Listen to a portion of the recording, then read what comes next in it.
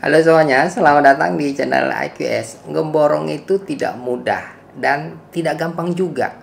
Harus ngerti kerjaannya, harus ngerti jenis bahannya, dan harus ngerti juga keinginan pemiliknya.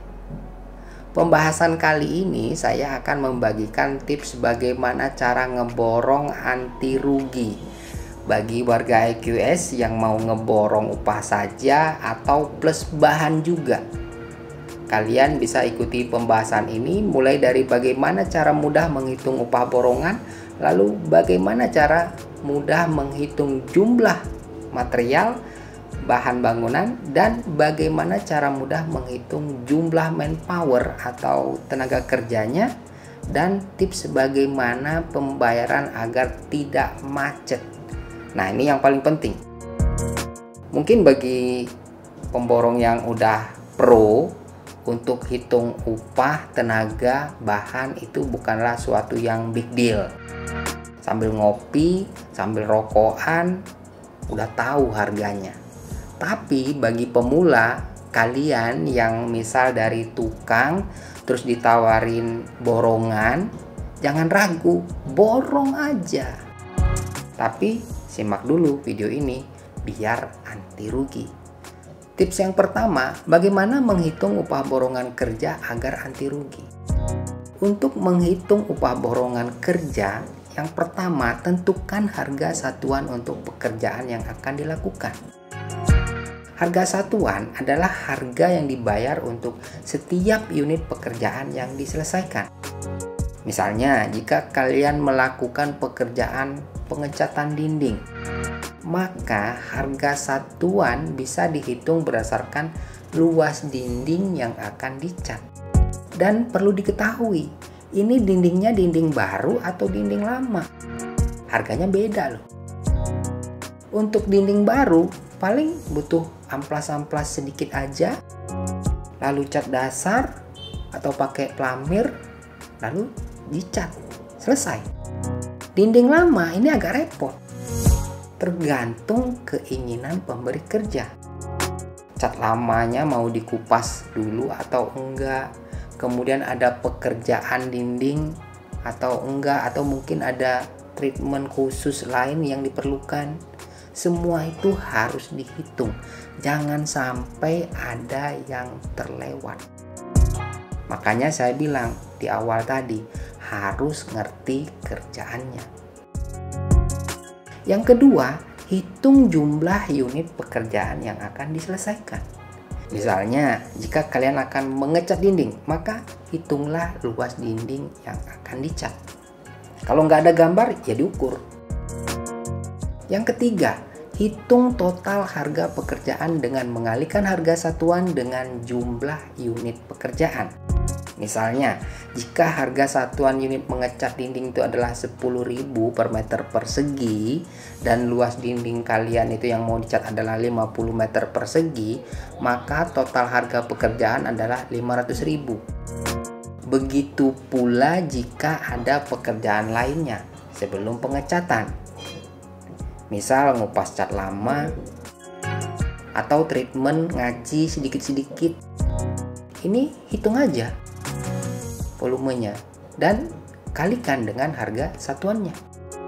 Untuk harga ini bisa berbeda-beda tergantung metode pekerjaannya, lokasi pekerjaan, dan tools atau peralatan yang digunakan serta alat bantu yang digunakan. Misal perlu scaffolding karena pengecatan di tempat ketinggian, atau ngecatnya pakai kompresor. Ini cukup berpengaruh dan bisa dimasukkan di item yang berbeda. Yang keempat, tentukan jumlah upah borongan yang akan dibayarkan kepada pekerja atau tukang. Upah borongan ini biasanya merupakan persentase dari total harga pekerjaan. Persentase ini dapat bervariasi tergantung pada jenis pekerjaan dan kesepakatan antara pekerja dan pengguna jasa. Misalnya, jika persentase upah borongan adalah 50%, maka pekerja atau tukang ini akan menerima 250.000. Ini kalau total upah borongannya tadi 500.000. Nah, dalam prakteknya, kalian perlu memperhatikan beberapa faktor lain seperti biaya bahan dan waktu penyelesaian pekerjaan. Kenapa saya bilang biaya bahan dan waktu penyelesaian? Padahal kita kan hanya ngeborong upah saja. Karena dulu saya pernah ngeborong bahannya itu di pas sekali. Nah, pas ada kesalahan sedikit, mau nggak mau ganti bahan tersebut. Nah, jadi pastikan kalian mempertimbangkan semua faktor tersebut saat menghitung upah borongan kerja, termasuk waktu penyelesaiannya. Jangan sampai kena penalti. Penalti itu adalah upah borongan yang dikurangi atau dipotong karena waktu penyelesaian pekerjaan tidak sesuai perjanjian. Tips yang kedua, bagaimana cara menghitung kebutuhan material bahan bangunan? Untuk menghitung kebutuhan material bahan bangunan, yang pertama, tentukan jenis dan jumlah material yang diperlukan. Misalnya, jika kalian ingin membangun tembok batu bata merah, maka perlu menentukan jumlah batu batanya, semennya, pasirnya, dan airnya yang dibutuhkan. Jumlah material ini dapat dihitung berdasarkan rencana atau gambar kerja yang telah dibuat. Kalau nggak ada gambar, ya coret-coret dulu lah. Panjang temboknya ini berapa, dan tingginya ini berapa. Selupnya ukuran berapa, ada kolom praktis atau enggak, ring baloknya ini ukuran berapa. Yang kedua, hitung volume atau luas area yang akan dibangun. Volume atau luas area yang akan dibangun harus dihitung dengan tepat untuk menentukan jumlah material yang dibutuhkan. Misalnya, jika kalian ingin membangun tembok dengan ukuran panjang 6 meter dan tinggi 3 meter, maka volume temboknya ini adalah 18 meter persegi. Yang ketiga, hitung kebutuhan material bahan bangunan. Untuk menghitung kebutuhan material, kalian perlu mengetahui rasio campuran bahan bangunan. Rasio campuran bahan bangunan bisa berbeda-beda, tergantung pada jenis bangunan dan bahan yang digunakan. Misalnya, kalau untuk membuat mortar semen rasio 1:4 dan menghitung jumlah batanya per meter persegi, ini habis berapa biji, harus tahu dulu ukuran batanya dan spesi adukannya. Kalau bata ukuran panjang 22 cm, lebar 11 cm, dan tebal 5 cm, maka perlu batu bata kurang lebih 70 buah per meter persegi. Nah, untuk detailnya kalian bisa cek pada video ini. Tapi nanti setelah video ini, tenang, link videonya sudah ada di deskripsi. Yang keempat, hitung biaya material bahan bangunan. Jadi setelah mengetahui kebutuhan material, kalian dapat menghitung biaya material bahan bangunan berdasarkan harga satuan masing-masing material. Nah, harga satuan material ini bisa berbeda-beda tergantung pada daerah dan jenis material yang digunakan. Misal, tadi kan volume 18 meter persegi. 1 meter persegi itu totalnya 70 buah batu bata. Maka total volume bata 18 dikali 70. Totalnya ini 1260 buah batu bata. Jadi 1260 ini dikali dengan harga bata. Misalnya harga batanya 1000 per biji. Maka total biaya batu batanya ini adalah 1.260.000. Ini belum termasuk ongkir kalau dikenakan ongkir. Jadi harus diperhitungkan. Nah, dalam prakteknya kalian dapat menggunakan kalkulator atau aplikasi menghitung kebutuhan material bahan bangunan yang tersedia secara online. Nah, untuk mempermudah perhitungan, pastikan kalian menghitung dengan teliti dan memperhitungkan kebutuhan material cadangan yang cukup agar pekerjaan dapat diselesaikan dengan lancar. Tips yang ketiga, bagaimana cara menghitung kebutuhan manpower atau tenaga kerja. Untuk menghitung kebutuhan tenaga kerja bangunan, ya, yang pertama, tentukan dulu jenis dan jumlah pekerjaan yang akan dilakukan. Misalnya, jika kalian ingin membangun rumah, maka perlu menentukan jenis pekerjaan seperti pemasangan bata, pondasi, keramik, pemasangan atap, kusen, dan lain-lain. Kemudian hitung jumlah pekerjaan yang akan dibutuhkan untuk setiap jenis pekerjaan. Yang kedua, tentukan waktu penyelesaian pekerjaan. Waktu penyelesaian pekerjaan ini harus ditentukan dengan tepat untuk mengetahui jumlah tenaga kerja yang dibutuhkan. Misalnya, jika kalian ingin membangun rumah dalam waktu 6 bulan, maka kalian perlu menghitung jumlah tenaga kerja yang dibutuhkan per bulan. Berapa orang per bulan? Yang ketiga, ini hitung produktivitas tenaga kerja. Nah, ini paling penting ya. Produktivitas tenaga kerja ini bisa berbeda-beda tergantung pada jenis pekerjaan dan kondisi lingkungan. Misalnya untuk pemasangan bata, ini produktivitas tenaga kerja bisa dihitung berdasarkan berapa meter persegi batu bata yang dapat dipasang oleh tukang dalam satu hari. Kalau tukangnya yang bagus, yang udah pro lah ya, itu kisaran 6 meter persegi sampai 8 meter persegi per hari. Lalu yang keempat, ini hitung kebutuhan tenaga kerjanya.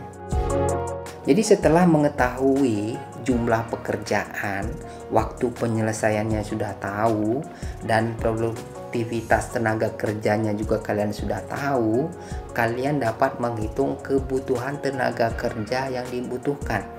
Misalnya, jika untuk pemasangan bata 18 meter persegi ini diperlukan waktu 1 hari misalkan, maka kalian perlu 3 tukang karena rata-rata satu tukang itu 6 meter per hari, dan ini belum termasuk helpernya, belum termasuk plaster, ngaci, ngecat ya, itu semua harus diperhitungkan. Yang kelima, hitung biaya tenaga kerja. Jadi setelah mengetahui kebutuhan tenaga kerja, kalian dapat menghitung biaya tenaga kerja berdasarkan tarif upah per hari tukang dan helpernya. Tarif upah tenaga kerja ini bisa berbeda-beda tergantung pada daerah dan jenis pekerjaan. Untuk lebih detailnya, cara hitung kebutuhan manpower kalian bisa simak di video ini. Ini link videonya sudah saya sertakan di deskripsi. Nah, dalam prakteknya kalian dapat menggunakan tenaga kerja atau tukang yang sudah berpengalaman di bidangnya, dan pastikan kalian menghitung dengan teliti dan memperhitungkan kebutuhan tenaga kerja cadangan yang cukup agar pekerjaan dapat diselesaikan dengan lancar. Dan ingat, stop menggunakan tukang yang gak paham kerjaan, banyak duduk, rokokan, dan main HP. Nanti pekerjaan gak selesai dan malah jadi tekor. Kecuali jam istirahat, is okay.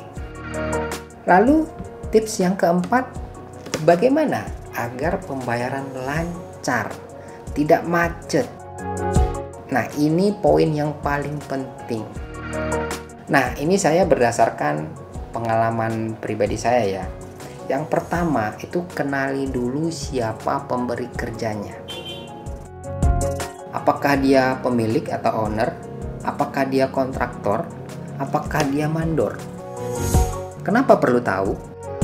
Karena kebanyakan kalau ambil borongan ngesup dan kita belum kenal siapa pemberi kerjanya dan belum pernah ambil kerjaan sama dia juga, kalian harus hati-hati. Usahakan jangan ngesup kerjaan yang pembayarannya dari mandor.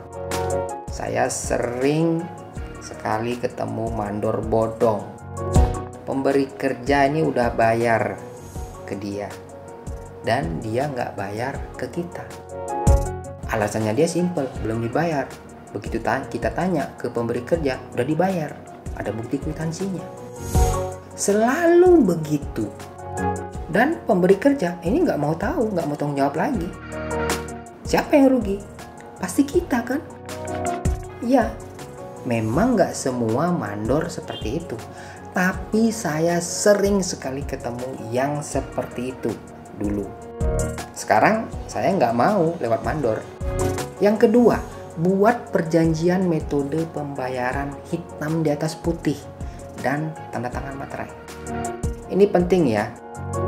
Mau kalian udah kenal sama pemberi kerjanya, ya nggak peduli. Kalau pemberi kerjanya emang benar-benar orang yang serius di bidangnya, biasanya malah mereka yang siapin perjanjian kerja ini. Ya semacam SPK lah. Jadi jelas tugas dan tanggung jawabnya serta kewajiban masing-masing. Yang ketiga, jaga kualitas pekerjaan dan waktu penyelesaian pekerjaan. Nah, kalau kualitas pekerjaan kalian oke, pemberi kerja puas, dan waktu penyelesaian pekerjaan ini sesuai dengan perjanjian, nggak ada alasan pemberi kerja untuk menunda pembayaran. Apalagi sudah tertuang di dalam perjanjian. Bahkan siap-siap next project sudah menunggu. Dan oh ya, saya sedikit lupa. Dari setiap tips yang saya sampaikan tadi, jangan lupa menambahkan profit atau keuntungannya. Jumlahnya ini bisa kisaran 10% sampai dengan 25%. Dan ini kembali lagi ke kalian dan tingkat persaingan yang ada. Sekarang itu pemberi kerja juga udah pada pinter. Mereka cari perbandingan harga dulu. Mana yang murah, mana yang cepat, mana yang bagus, itu yang diambil. Oke, mungkin itu saja tips-tips bagaimana ngeborong anti rugi. Semoga tips ini dapat menyelesaikan semua kebutuhan kalian yang mau ngeborong kerjaan. Silakan tulis di kolom komentar jika ada pertanyaan dan silakan bagikan pengalaman ngeborong kalian itu seperti apa. Jangan lupa bantu share jika tips ini bermanfaat. Like jika kalian suka video ini dan dislike jika kalian kurang suka. Semoga ngeborongnya lancar dan berkah. Saya Ngor Khalid, sampai jumpa di video selanjutnya. Salam QS.